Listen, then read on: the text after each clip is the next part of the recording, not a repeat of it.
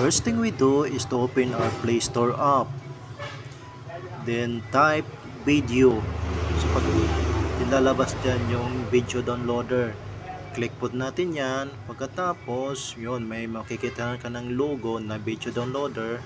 So, i-click po natin yan. Then, install na po natin. Once you're done installing, i-open na po natin yan. Then, follow po natin yung instruction ng video downloader. Ang app na ito ay naka-install na sa aking phone, kaya direkta tayong mapupunta sa main screen ng app. Makikita natin yung tab, progress, and player. Sa player, makikita natin yung video na mada-download. So, next step, buksan natin ang ating Facebook app. So, dito, maghahanap tayo ng video na ating ida-download. Scroll down na natin. Scroll down.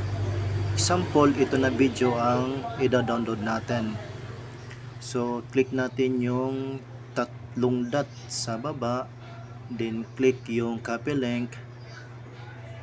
Pagkatapos nyan, babalik tayo sa video downloader app. Buksan natin.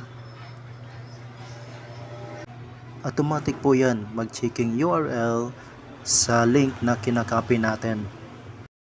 So dito may tatlo tayong pagpipilian. Choose natin ang HD video para mas malinaw yung video na mada-download natin. Pagkatapos ma-download ang video, pwede na natin yan gawan ng reaction video sa ating CapCut. Hanggang dito na lang aking tutorial. Sana nakakatulong ito sa inyo. Bye bye!